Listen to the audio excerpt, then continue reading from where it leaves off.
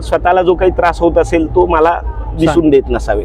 जुन्या पिढीतली माणसं, वडील म्हणणार नाही मी, माणसंच कौतुक मुलांचं जास्त करत नव्हते. म्हणजे माझे वडील त्याच विचाराचे होते, कौतुक नाही करायचं, कौतुक करायला जग आहे, दोष काय आहे तो वडील नेहमी दाखवत होते. अशी परिस्थिती होती. पण आता मला दुसरं असं विचारायचं आहे की एक खेळाडू ज्याला नॅशनल गोल्डन सिल्वर जी काय पदकं आहेत ती मिळाली, तर ही पदकं मिळत असताना एक खेळाडू एवढ्या स्वप्न उराशी घेऊन काहीतरी मेहनत घेऊन पुढे चाललेला आहे, तो उदरनिर्वाहाचं साधन नाही म्हणणार, पण मग तो फोटोग्राफीकडे कसा आला?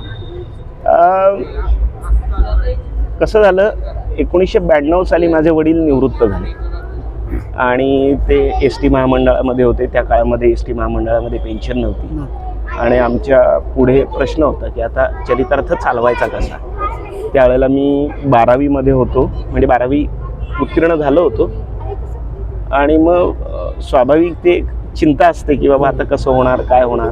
आणि मी आणि माझे थोरले बंधूंनी त्यांच्या परीनं प्रयत्न सुरू केले, मी माझ्या परीनं. आणि मग छोट्या मोठ्या नोकऱ्या कर, काय कर, असं करत असताना मी एका प्रिंटिंग प्रेसमध्ये नोकरीला लागलो. म्हणजे कदाचित लोकांना प्राकृती प्रिंटर्स नावाची एक प्रेस होती आमच्या घराशेजारीच. म्हणजे खूप मोठे समीक्षक होते, शंकर सारडा, त्यांची ती प्रेस होती. त्या प्रेसमध्ये नोकरीला लागलो. तिथे काय प्रिंटिंगच्या सगळ्या कला शिकलो. त्यामध्ये स्क्रीन प्रिंटिंगची एक कला होती, तीही शिकलो. आणि ती कला शिकत असताना मग म्हणजे त्या काळामध्ये ज्या पद्धतीची ओळखपत्र बनायची, ती ओळखपत्र बनवण्याची कला मला जमली आणि मी त्या व्यवसायात आलो. आणि मग नशिबाने आपल्या सुरांनी प्रगती करत मग आता इतकी वर्ष मी डिजिटल आय कार्ड्स बनवतो, डोर ॲक्सेस सिस्टीम बनवतो. या सिस्टीमपर्यंत ती प्रगती झाली. नाही, पण वडील एस.टी. महामंडळात तिथे नोकरी झाली एस.टी. बरोबर. एक तर त्यांच्या शब्दाला वजन होतं की ते एक चांगल्या घराण्यातलं एक व्यक्तिमत्व होतं. होय. त्यांनी असं कधी शब्द टाकला नाही का की माझ्या मुलाला एस.टी. मध्ये जॉब मिळाला तर बरं होईल म्हणून? का त्या विचाराचीच नव्हते कधी? त्यांना इच्छा होती की मी नोकरी करावी, पण माझं स्वतःचा विचार असा होता की मला मलखांबामध्ये काम करायचं, नोकरीत अडकायचं नाही. हां. त्यामुळे मी आई वडिलांना स्पष्ट सांगितलं की मी डबल कष्ट करेन, पण नोकरी माझ्याच्याने होणार नाही. त्यामुळं मग मी एकदा नोकरीचा प्रयत्न केला. त्यासाठी त्यांनी काही लोकांना सांगितलंही होतं. आमचे काही नातेवाईक खूप मोठे होते ज्यांच्या शब्दाला मान होता.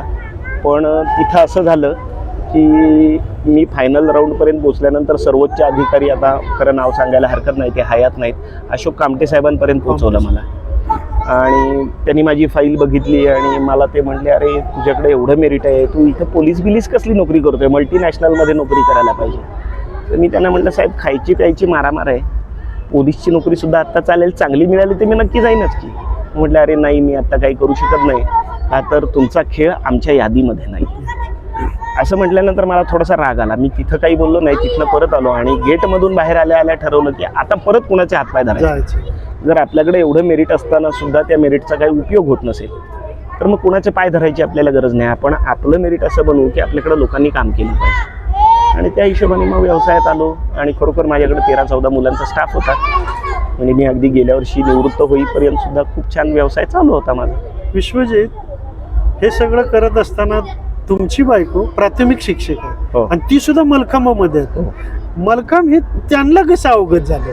म्हणजे माणूस सहवासानं नाही घडतो, पण आधी ती मलखांबाची जबाबदारी पडल्यावर का ती निवडूनच घेतली तुम्ही? हां, आधी ती मलखांबाची उत्तम खेळाडू होती. माझ्याबरोबर तिलाही शिवछत्रपती पुरस्कार आहे.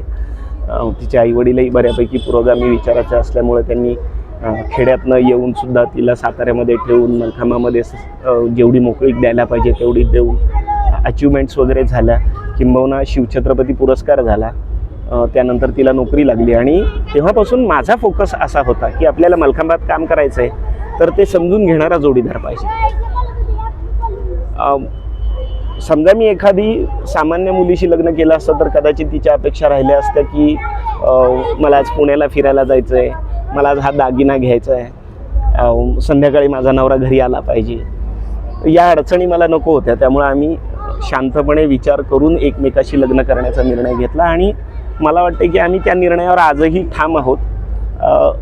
मला आठवत नाही की माझ्या बायकोनी माझ्याकडे कधी मागणी केली आहे की मला ही वस्तू हवी आहे म्हणजे एक नवरा म्हणून अपेक्षा असतात ना, ते आमच्यामध्ये कधीच नाही किंवा मीही तिच्याकडून बायको म्हणून अपेक्षा केलेल्या नाही.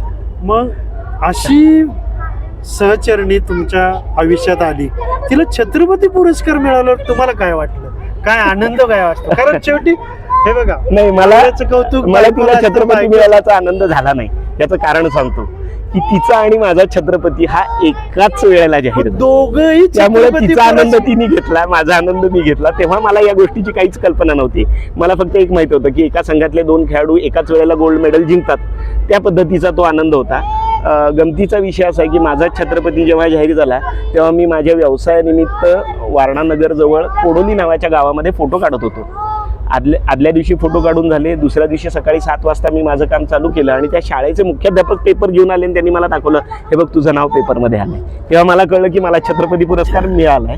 मग तिथनं मी परत आलो आणि त्याच्यानंतर दुसऱ्या दिवशी आम्ही म्हणजे माझे शिक्षक मला म्हटले की अरे चल आपल्याला मायाला पण सांगायला पाहिजे, तिला अजून माहीतच नाही तिला छत्रपती पुरस्कार मिळालाय. मग आम्ही दोघं जण एका MIT तिच्या घरी गेलो आणि तिला सांगितलं. त्यामुळे मला असं नाही म्हणता येणार की तिला पुरस्कार मिळाला म्हणून मला आनंद झाला. त्यावेळेला ते एक म्हणजे आमचं सांघिक कार्य होतं. म्हणजे आमच्यासाठी अचिव्हमेंट अशी होती की ज्या शिक्षकांनी एकाच शिक्षकांनी आम्हाला दोघांना शिकवलं त्यांचा बहुमान झाला असं आम्हाला वाटतं. पण ज्या दोघाही पती पत्नीला छत्रपती पुरस्कार आहे क्रीडा क्षेत्रातला, आता तुमचं स्वप्न, तुम्ही एक 25-30 25 26 27 वर्ष या मलखांबाच्या माध्यमातून रयत शिक्षण संस्थेच्या या प्रांगणात तुम्ही सातत्याने विनामूल्य काम करता.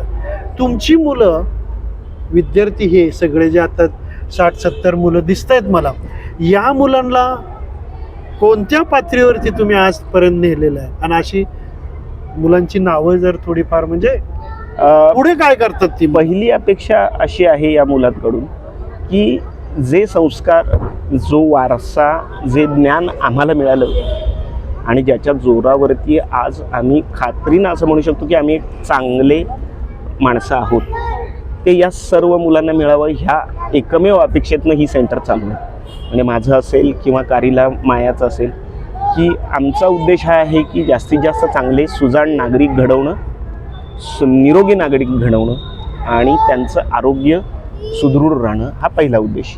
आता स्पर्धात्मक मोजायचं झालं तर महाराजा सयाजीराव विद्यालय मलखांब मंडळामध्ये जवळपास आत्तापर्यंत म्हणजे गेल्या 2 वर्षापर्यंत 25 राष्ट्रीय विजेते खेळाडू, आणखी कदाचित गेल्या 2 वर्षामध्ये 5-6 जण वाढले असतील तर ती संख्या 30कडे गेली असेल. हे आम्ही कधी फार लक्ष देऊन मोजलेलं नाही. पण सर्वसाधारणतः महाराष्ट्राच्या संघामध्ये 1/4 खेळाडू हे एकट्या सयाजीरावचे किंवा कारीचे असतात. सातारा जिल्ह्याचे 50% असतात, पण त्या 50%मध्ये पुन्हा 50% सयाजीराव. या ह्याच्यातली मुलं आजपर्यंत कोणत्या पदावरती विराजमान झालेत असं वाटतं तुम्हाला? देश पातळीवरती कोणत्या खात्यामध्ये? कसं झालं, 2016 साली महाराष्ट्र हौशी मल्लखांब संघटनेची निवडणूक आम्ही लढलो. अर्थात याच्या आधीच्याही निवडणुका लढल्या, पण त्या निवडणुकांमध्ये मी स्वतः भाग घेतला नव्हता. म्हणजे मी उमेदवार म्हणून कधी, पण या निवडणुकीमध्ये 2016 सालच्या सातारा जिल्ह्याचा प्रतिनिधी म्हणून मी भाग घेतला. आमचं पॅनल निवडून आलं आणि मी राज्य संघटनेचा सहसचिव झालो. सहसचिव झाल्यानंतर माझे सचिव श्रेयस मस्कर आणि मी, आमचे अध्यक्ष राजाभाऊ अधिकारी, आमचं एक टास्क होतं की मलखांबाच्या खेळाला सरकार दरबारी मान्यता मिळवून द्यायची. मग आम्ही त्यावेळेचे मुख्यमंत्री आणि शासनाकडे पाठपुरावा सुरू केला की खेळाडूंना, मलखांबाच्या खेळाडूंना शासकीय कोट्यामध्ये समाविष्ट करून घेतलं जावं. आणि आमच्या नशिबाने आमच्या प्रयत्नाला यश आलं. महाराष्ट्राच्या राज्याच्या 5% कोट्यामध्ये मलखांबाच्या खेळाडूंचा समावेश झाला. त्यामुळं साहजिक मलखांबाच्या खेळाडूंना MPSC UPSC सारख्या स्पर्धा परीक्षांमध्ये रिझर्वेशन मिळायला लागलं आणि याचा फायदा सयाजीरावच्या खेळाडूंना खूप मोठा झाला. निलेश मानेसारखा खेळाडू इरिगेशन डिपार्टमेंटला आज सिनियर इंजिनियर आहे. प्रतीक पाटील सारखा खेळाडू मंत्रालयामध्ये कक्ष निरीक्षक म्हणून काम करतोय. हे बाळा इथनं येऊ नको, तिकडून ये. पलीकडून जा. पलीकडनं. प्राजक्ता शिंदेसारखी खेळाडू आज मंत्रालयामध्ये नोकरीला आहे, किंवा प्रणाली पोळसारखी खेळाडू IT मध्ये आहे, स्वाती टाके म्हणजे उपमुख्याध्यापक व्हाईस प्रिन्सिपल आहे. असं अनेक खेळाडूंना फायदा झाला. आणि मला अभिमानाने सांगायला आवडेल की जे खेळाडू महाराजा सयाजीराव विद्यालयामध्ये मलखांब शिकून बाहेर गेलेत ते सर्वच्या सर्व खेळाडू आपल्या व्यावसायिक आयुष्यामध्ये खूप चांगले यशस्वी आहेत. म्हणजे आम्ही अभिमानाने सांगतो की आमचा एकही खेळाडू 2 लाखाच्या आत नाही. 26-27 वर्ष या क्षेत्रात काम करतात. पहिला विद्यार्थी आणि आजचा विद्यार्थी यांचं कधी गेट टुगेदर तुम्ही केलेलं आठवतंय? करायची इच्छा आहे? हो आहे. आणि याला कला म्हणजे क्रीडा आणि सांस्कृतिक मंत्र्याला बोलवलं आणि हे जर एकदा त्यांच्या निदर्शनात आणून दिलं, तुमचं कार्य म्हणून नाही, या कला क्रीडा क्षेत्रातल्या विद्यार्थ्यांसाठी योगदान काय करू शकतं मंत्री महोदय म्हणून? कारण तुम्ही जोपर्यंत याला राजाश्रय देत नाही हो तोपर्यंत या मुलांचं करिअर घडणार नाही, असं माझ्या अनुभवानुसार वाटतं. त्यांनी मेहनत घेऊन घेतलं तरी तो बार देशाचीच सेवा करतोय, बरोबर. राज्याचीच करतोय. बरं, राज्य सरकारनं याची दखल घेऊन जर त्यांना या नोकरीमध्ये, सरकारी नोकरीत जर काही 1%, 2% अशा जर वाटा ठेवला. ऑलरेडी शासनाने शाळेमध्ये वाटा क्रीडा ठेवलेला आहे. शिक्षक नेमलेले नाहीत ते, हा. पण आता 250 विद्यार्थ्यांमागे एक क्रीडा शिक्षक धरलाय आणि कलाचा 500 विद्यार्थ्यांमागं. ही समस्या फार मोठी झाली. त्यामुळं क्रीडेचा शिक्षकच बसू शकत नाही मराठी माध्यमाच्या शाळांवरती. मग तुम्ही 60-70 विद्यार्थी तयार करायचे तर त्याला वाली नको का? नक्की पाहिजे. शाळेच्या माध्यमातून क्रीडा शिक्षक पाहिजे, त्याचं रेकॉर्ड कोण शासनाला देणार?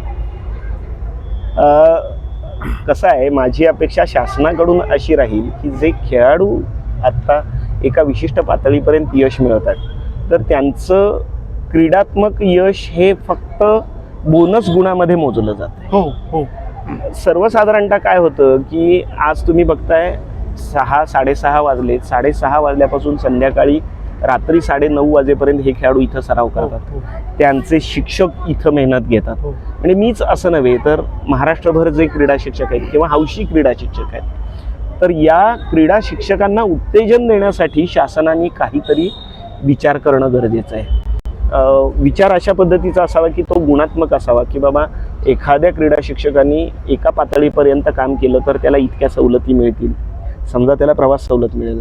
काही वेळेला आता कसं आहे, खूप शिक्षक बाहेरगावी जाऊन शिकवतात, त्याला प्रवासामध्ये सवलत आवश्यक आहे, किंवा त्याला नोकरीच्या वेळेमध्ये सवलत अपेक्षित आहे. बऱ्याचदा काय होतं की चांगले खेळाडू कुठंतरी IT मध्ये समजा किंवा सरकारी नोकरीमध्ये लागतात आणि मग नोकरीमध्ये लागल्यानंतर